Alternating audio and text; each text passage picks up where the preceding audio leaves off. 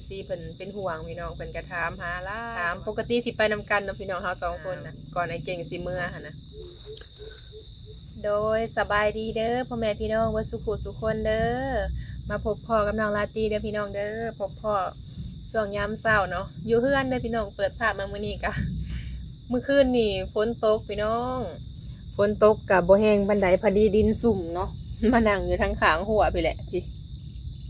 พอดีตกมาก็โอ้ทำอันต้นพักนางเลิศเฮานี่แหละพี่น้อง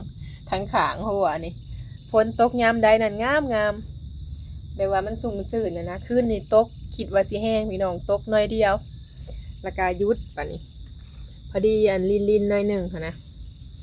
มื้อบ่ได้ตกหลายมื้อแล้วพี่น้องบ่แม่นสิเป็นทิศปลายแล้วบ่เนาะเห็นแบบทางใดก็แห้งเบิดพี่น้องแต่ว่าอยู่เตาถ่านนั้นน้ำมันยังบ่ได้บกตกแต่ตอนนั้นนะแบบว่ามันก็เป็นบ่อนน้ำมันบ่ลงมันก็ย่างนะพี่น้องถ้าบ่อนใดมันสูงก็แห้งไปเบิดเลยฝนฟ้าบ่ดีพี่น้องช่วงนี้มาตีก็มาเปิดคลิปคนเดียวคือเก่าพี่น้อง 2-3 มื้อเปิดคลิปคนเดียวว่านี่ก็ไปหาหน่อไม้คนเดียวพี่น้องไอ้ว่านี่ลุยป่าแบบคนเดียวเลยนะคะอยู่หากินแถวเตาถ่านพู้นแหละ FC เพิ่นก็ถามหาไอ้เก่งพี่น้องหลายๆทานเพิ่นถามปกติสิไปนำกันเนาะพี่น้องเฮา2คนนะสาเหตุที่ไปนำกันก็แบบเฮาถ่ายคลิปมาเลยพี่น้องแล้วก็หาอยู่หากินถ้าว่าไอ้เก่งไปเฮ็ดเวียกโรงงานหรือว่าเฮาอันไปเฮ็ดเวียกทางอื่นก็คือสิแบบไปคนละทางนั่นแหละแต่ว่าอันนี้ถ้าเฮาสิไปผู้เดียวก็บ่กล้าพี่น้องก็คือเห็นนั่นแหละการใช้ชีวิตเนาะแต่ก่อนกับปัจจุบันนี่ก็สิแตกต่างกันเลยแหละพี่น้องตั้งแต่ช่วงน้องลาตรียังบ่ทันมีไผก็สิบ่ได้ค่อยไปแบบหาอยู่หากินแบบถ่ายคลิปแบบนี้นะถ้าว่ามีหมู่หรือว่ามีผู้พาไปจังกล้าไปหั่นนะไปหาเฮ็ดอีหยังหั่นนะพี่น้องส่วนหลายแต่เก่าก็สิไปนำผู้วงแหละเนาะเป็นหมู่กันพี่น้องกับไปนำกันกับพอดีช่วงหนึงนะเพิ่นเฮ็ดเฮือนเนาะแล้วก็พอดีไปซอยเพิ่นเฮ็ดเวียกเล็กๆน้อยๆแล้วก็สิถ่ายคลิปตัวนั้นลงแน่พี่น้องบ่ได้ค่อยได้ไปหาอยู่หากินบัดนี้มีผู้พาไปแล้วก็ไปหาอยู่หากินนำกันพี่น้องสิเห็นแต่ไป2 คนแต่ว่าผ่านมา 2-3 มื้อนี่สิเห็นแต่น้องลาตรีไปผู้เดียวเนาะ FC เพิ่นเป็นห่วงพี่น้องเพิ่นก็ถามหาหลายแต่ว่าเฮาก็บ่ได้ตอบเนาะเพราะว่าหาอยู่หากินเพิ่นก็ถามอยู่ว่าไอ้เก่งไปไสน้อว่ามื้อใดเพิ่นสิมาเพิ่นเห็นคลิปไอ้เก่งเพิ่นเอาลงเมื่อบ้านแล้วพี่น้องก็ยังบ่ฮู้เด้อพี่น้องเด้อมื้อเพิ่นแล้วเวียกพุ่นแหละอันเว้ากันอยู่ในโทรศัพท์เนาะมีโทรศัพท์หน่วยเดียวพี่น้องบ่ได้ให้เบิ่งถามกันอยู่แต่ละมื้อก็ทุกมื้อนะเพิ่นไปหาอยู่หากินพี่น้องใส่เบ็ดก็พอได้ไว้ให้แม่กินอยู่เฮือนเพราะว่าทางแม่ย่าเพิ่นก็อยู่บ้านกับพี่น้องอายุก็หลายเลยไปหาก้านหยังเพิ่นว่าก้านเขียดบอกหรือก้านอีหยังบ่ได้จักโตพี่น้องก่อนไอ้เก่งสิเมื่อหั่นนะเพิ่นก็เฒ่าแล้วเนาะพี่น้องอายุหลายเลยแต่ว่าอยู่ทางบ้านก็สิมีป้าของน้องลาตรีอยู่เพิ่นก็มีครอบครัวแล้วแต่ว่าเฮือนใกล้กันหั่นนะพี่น้องมีแต่เพิ่นหั่นแหละดูแลถ้าว่าไอ้เก่งมาอยู่พี่เพราะว่าทางเฮากับบ่มีไผอยู่พี่น้องมีแต่3 คนคือทางอ้ายเพิ่นย่างเวียกทางนั้นก็มีแต่เฮาอยู่นำแม่เฒ่าช่วงนี้ก็เลยว่าบ่มีเวลาแบบสิไปทางใดไกลหั่นนะถ้าไปยามเว้นแหละกลับมานั่นใครแน่บางทีทางแม่ตู้เพิ่นก็ไปอยู่น้ำอ้ายยามเว้นก็ตอนแรกน้องลาตรีก็พอดีมานำกันพี่น้องก็เลยว่าบ่ได้กลับนำกันรอบนี้นะทางอ้ายก็ค่าเวียกบ่มีไผมานอนน้ำเพิ่นพี่น้องกลางคืนเนาะถ้าได้กลับเลยก็โอ้ต้องอยู่ดนเลยพี่น้องคือเห็นแต่ละเถื่อแหละประมาณทิศผู้แหละเพราะว่าหาอยู่หากินแน่แล้วก็พอดีอยู่บ้านเป็นหมู่แม่เพิ่นพี่น้องเพิ่นก็บ่ได้เมื่อดนคืออันนี้ก็ประมาณไอ้เก่งเพิ่นกลับบ้านนี่ประมาณ3 มื้อ4 มื้อนี่แหละบ่พี่น้องประมาณ4 มื้อนี่บ่ฮอดบ่ก็ประมาณนั้นแหละเพิ่นก็เมื่อเวียกน้อยนึงพี่น้องเวียกในเฮือนนี่แหละแล้วก็เมื่อหากินเลย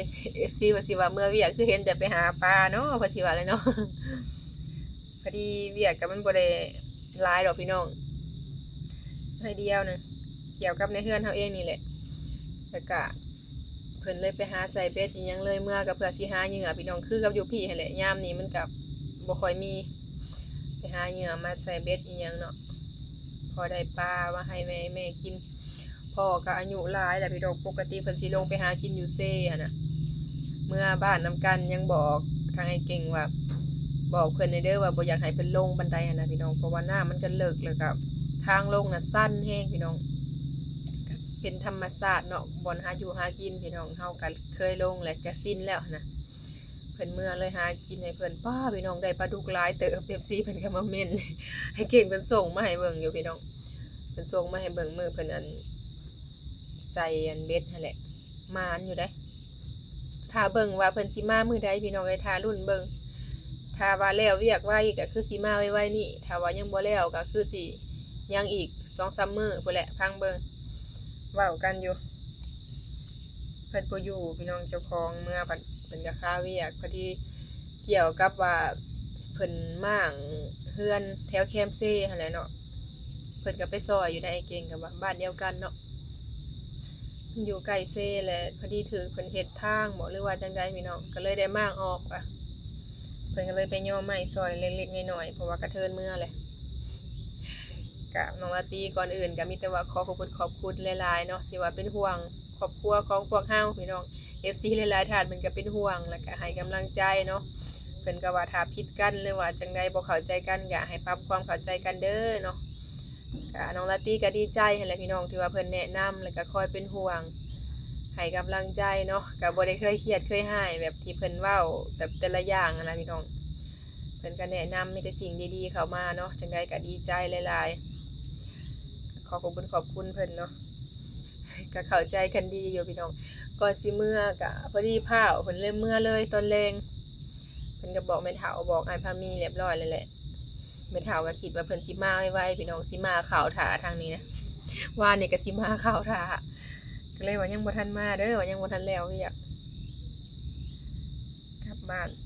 เฮาก็อยู่แถวนี้แหละพี่น้องอยู่เตาถ่านยามเว้นก็ไปแลมมาหาแล้วก็พากันไปหาอยู่หากินบางมื้อก็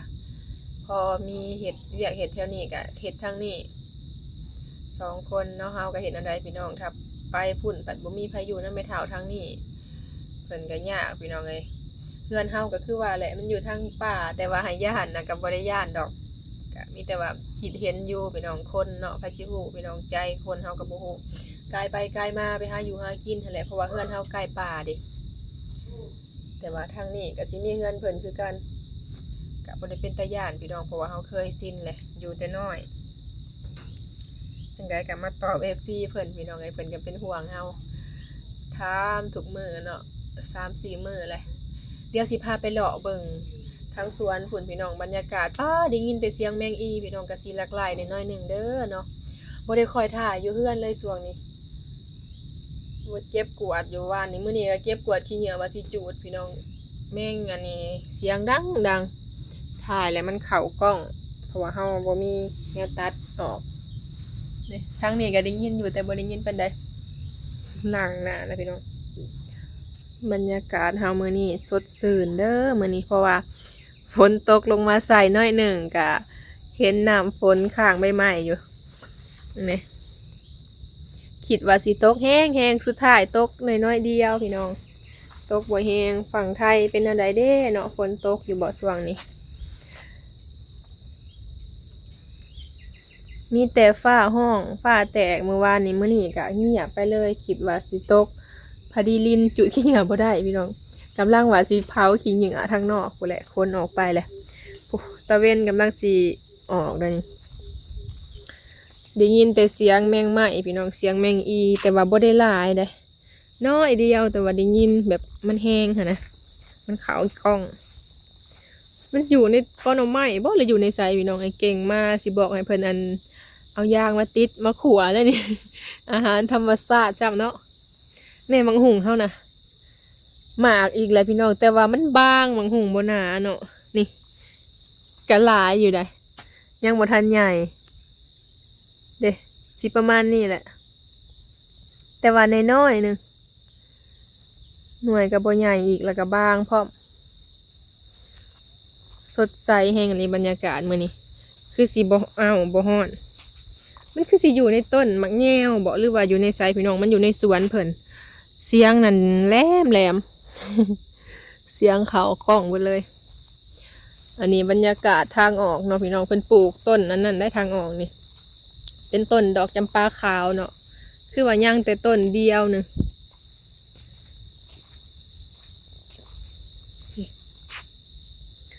บรรยากาศสดขนาดเลยพี่น้องเลยธรรมชาติแห้งเลยนี่มีแต่เสียงแมงไม้หาใส่บ่ได้อยู่แล้วแนมก็พอบ่เห็นตัวน้อยๆเนาะไปติดนะถ้าเฮามันติดบ่เป็นอีหลีก็บ่ได้กินเลยไปไวๆตัวนี้มันหล่นลงแหละสิตัดออกอยู่ได้พี่น้องนี่ทายเพิ่นมาเพิ่นตัดออกมันลมพวกเฮาเอาใบไผ่เอาอันทงยางไอ้ยังว่าสิจูดเพราะว่าเฮาจูดในหันพี่น้องให้หญ้ามันหยุบเลยผัดว่าฝนตกแล้วก็จูดบ่ได้แล้วบัดนี้มันแห้งพุ่นแหละสิหาจูดหญ้าก็ขึ้นพี่น้องเฮานะบ่ได้ค่อยได้มีเวลาอยู่เฮือนเนาะพี่น้องออกไปนอกก็หาอยู่หากินไปมีถ้าเอาเพิ่นอยู่นี่เพิ่นก็เก็บกวาดพี่น้องทางในสวนพุ่นแหละเพิ่นก็ทางหญ้าอิหยังทางหน้าบ้านเฮาเป็นเครือยะนางพี่น้องทางนี้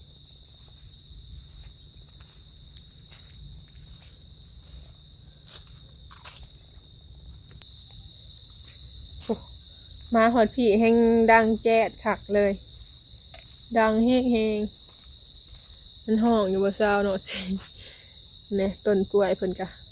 ว่าจังไข่ไม่เท่านี่พี่น้องสะออนเลยตอนแรกนั้นบ่ได้เป็นแบบนี้ได้น้อยๆรีบๆมาบัดนี้เพิ่นว่าขึ้นสูงเลยหลายกอเติบเพิ่นแยกออกจากกันเลยเพิ่นมันเน็บใส่หั่นน่ะพี่น้องพอดีงาม พอได้เด็ดใส่ต้มแม่นเบิดเลยทางนี้กะหลายกอเติบเพิ่นเอาไปปลูกจะปุ่นกันลายอยู่ได้พี่น้องหัวจิงไข่เนาะเคี้ยวเทิมทางปูสิเป็นหวานจอดเจ้าของสวนเพิ่นพี่น้องเพิ่นปลูกขายเพราะเพิ่นมีดินกว้างเนาะดิโตมันอยู่ในก้อนหน่อไม้นี่ว่าจักเพิ่นเลี้ยงเป็ดเลี้ยงไก่ทางไงพวกอะ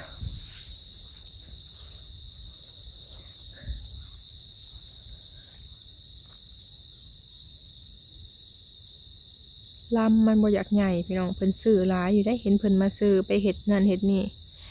ลำแก่ๆเพิ่นสิเลือกเอานะเพิ่นปลูกไว้ตั้งแต่เพิ่นอยู่พุ่นแหละพี่น้องจนฮอดตอนนี้เนาะมันก็ได้ขายลำแล้วก็ได้กินหน่อถ้ายามหน่อไม้มันออกอะแต่ว่าปีนี้บ่หลายปานใดเงียบเลยมื้อนี้เฮาก็เอาบรรยากาศอยู่เฮือนมาฝากนำเด้อพี่น้องพอดีมื้อนี้ก็สิไปส่งแม่ตู้เพิ่นอยู่เฮือนนายพามีพุ่นแหละพี่น้องเพิ่นสิไปพุ่นว่านี่เพิ่นก็ไปเสียหญ้าแถวนั้นแหละมื้อนี้ก็สิไปส่งเพิ่นพี่น้องพ่อเพิ่นบ่เหงาเพิ่นได้เฮ็ดเล็กๆน้อยๆเพิ่นก็ดีใจแหละพี่น้องพอได้ออกกำลังกายเฮาอยู่เฮือนเพิ่นก็เก็บกวาดยังแถวนี้แหละพี่น้องช่วงนี้เพิ่นเก็บกวาดอยู่ทางสวนเบื้องนั้นเป็นหญ้าเป็นหยังเพิ่นก็ลกออกพี่น้องไปพุ่นเพิ่นก็เฮ็ดเสียหญ้าตัวใดมันแบบว่าสีเข้ามาในหัวอย่างเงี้ยนะเพิ่นก็เก็บกวาดไปเฮาก็ไปส่งเพิ่นบัดตอนแรกแล้วก็จังไปเอาเพิ่นพอเพิ่นบ่เหงาพี่น้องเฮาก็ไปหาอยู่หากินเฮ็ดเวียกทั้งนั้นแหละช่วงนี้ก็ยังบ่ทันได้เผาถ่านพี่น้องเฮาก็หากินไปก่อนมีหยังก็ไปเนาะคือเพิ่นจ้างลูกก้าหยังก็ไปพี่น้องคาบนึงมื้อนึงก็พอได้เฮาก็แยกกันไปหาพอได้กินพี่น้องเอ้ยคนหนึ่งมีเวียกก็ไปทางหนึ่งการทำมาหากินเนาะอันใดที่ว่ากุมอยู่กุมกินก็เฮ็ดไปพี่น้องแต่ละมื้อเฮาก็หาอยู่แถวใกล้ๆนั่นแหละบ่ได้เป็นตาญาติเนาะพี่น้องเพราะว่าเฮาก็เคยอยู่เลยเคยชินกับป่าเนาะทั้งนี้แหละเฮาเที่ยวไปแต่ละมื้อพี่น้องจนเป็นหอมแล้วบัดนี้เป็นทางออกทางเฮือนเฮาทางนี้มันมีสองแยกพี่น้องแยกหนึ่งก็ออกไปนอกเลยแยกหนึ่งก็ไปทางหนทางใหญ่แต่ว่าบ่เคยไปมันคือสิยากก็เลยบ่ได้เที่ยวได้ทางเดียวนี่แหละแต่เก่านะยังบ่ทันมีคนมาอยู่นั่นหกพี่น้องแถวนี้นะจนบ่กล้าฮอดสิไปพุ่นแหละแต่บัดนี้นั้นไผก็เที่ยวแล้วก็เป็นหนทางแปลนเลยบรรยากาศอยู่เฮือนเฮาก็สิประมาณนี้แหละพี่น้องได้ยินแต่เสียงแมงไม้เนาะเสียงแจ๊ดอยู่ตามป่าตามดงพี่น้องแถวนี้นะเป็นป่าบ่เลยแต่เก่านะเฮามาอยู่แล้วก็แบบพางไปช่วงหนึ่งนั่นก็บุกเบิกไปน้อยหนึ่งพี่น้องช่วงงานแต่งนั่นแหละก็เลยว่าสิเป็นแปลนนี่ แต่เก่าแห้งหกกว่านี้พี่น้องเป็นป่าเลยแหละก็สิมีเสียงแมงใหม่อย่างเต็มเลยเอาบรรยากาศอยู่เฮือนมาฝากพี่น้องมื้อนี้เฮาก็สิออกไปนอกพุ่นแหละพี่น้องไปกับแม่ตู่เพิ่นกำลังอาบน้ำเพิ่นก็ไปเฮือนนายพามีว่านนี่เพิ่นก็ไปพี่น้องต้นค่ำแล้วเฮาก็ไปเอาเพิ่นหลังจากที่ว่าแล้วเวียกแล้วก็ได้พอเพิ่นได้เฮ็ดจอกๆแจกๆไปแถวนั้นแหละพี่น้องพอได้ออกกำลังกายอยู่เฮือนนี่เพิ่นก็เสียหญ้าทางหญ้าไปพี่น้องแต่ละมื้อกะแถวหน้าเฮือนทั้งหน้าเฮือนก็ขึ้นพี่น้องฝนตกขึ้นหลายอยู่ได้บัดนี้เพิ่นก็ทางไปเทื่อละน้อยพอดีมื้อนี้บรรยากาศก็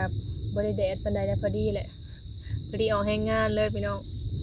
ไอ้เก่งเพิ่นก็เมื่อบ้านก็ประมาณ 3-4 มื้อแล้วเนาะก็พอดีหาอยู่หากินแหน่พี่น้องหากินใส่เบ็ดตามทงไร่ทงนาหั่นแหละเพราะว่าช่วงนี้นะมันก็มีอยู่แบบพอได้กินนะถ้าว่าบ่มีก็